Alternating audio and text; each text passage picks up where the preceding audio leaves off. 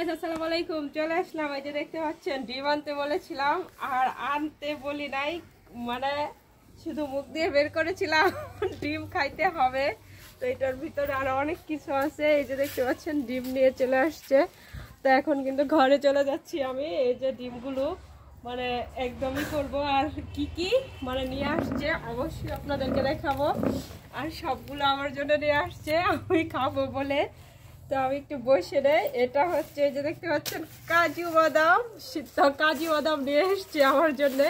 তো কাজু বাদাম খাবো বলে তো তার জন্য নিয়ে আসছে। এই যে পুষ্টিকর যত খাবার আছে, এটা হলো কাঠবাদাম।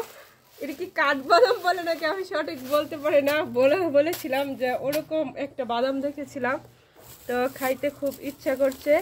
ওয়াও!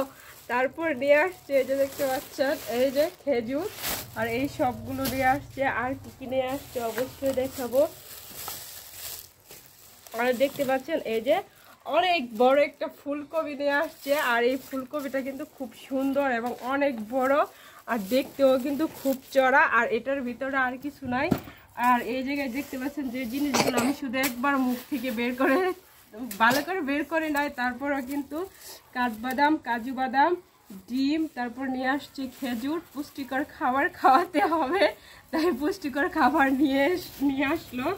আর এই জায়গায় নিয়ে আসলো মানে শিং মাছ দিয়ে মানে রান্না করার জন্য কপি নিয়ে আসছে। আর শিং মাছ আছে, আর শিং মাছ কিন্তু একদম তাজা এবং দেশি।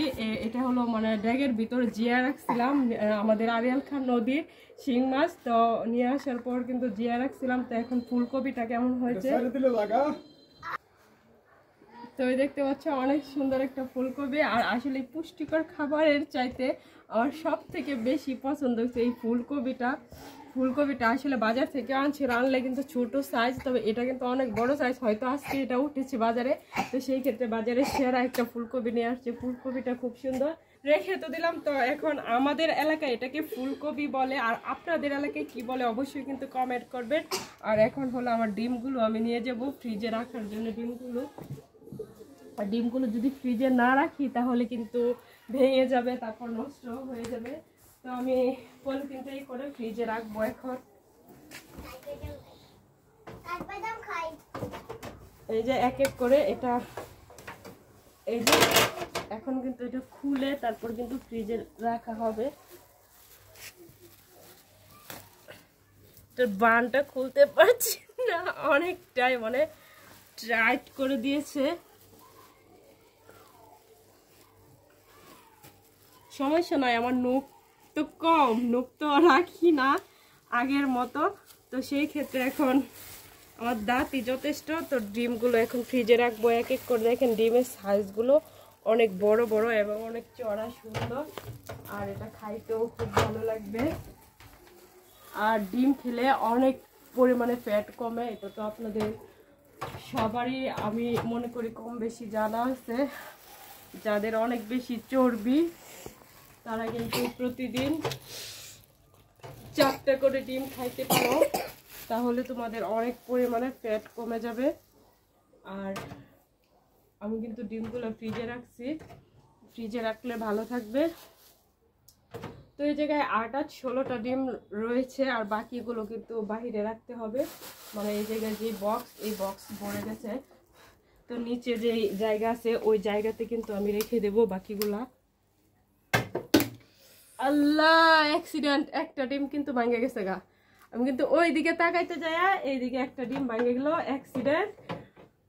এই জায়গায় রাখার আগে মনে মনে করছি এই জায়গায় রাখলে ডিমগুলা ভাঙবো। এখন যে ডিমটা ভাঙছে আমি একটা বাটি নিয়ে আসি, এই দেখেন তার অবস্থা।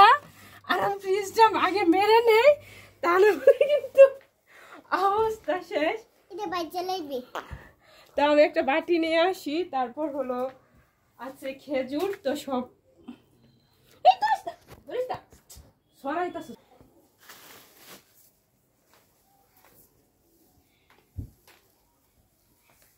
এই যে পিরিচ নিয়ে আসলাম ডিমটা উঠানোর জন্য, অ্যাক্সিডেন্ট হয়ে গেল। ফ্রিজে ডিম রাখার সময় একটা ডিম পড়ে গিয়েছিল, তো এটা আমি উঠিয়ে নিচ্ছি। এই দেখো, উঠতে তো চাইছিলই না, তো তারপরেও কিন্তু আমি আর উঠবে না।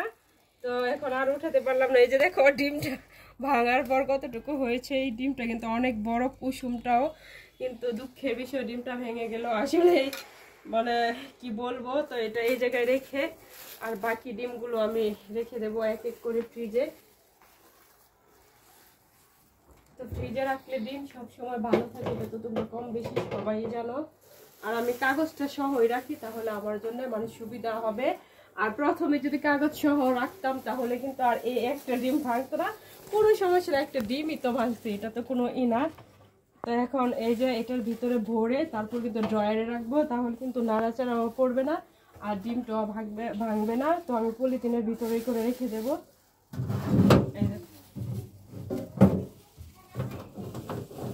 একদম পলিথিনের ভিতরে এমন করে রেখে দেবো, তাহলে আর ডিমগুলো আর ভাঙবে না আর নষ্ট হবে না।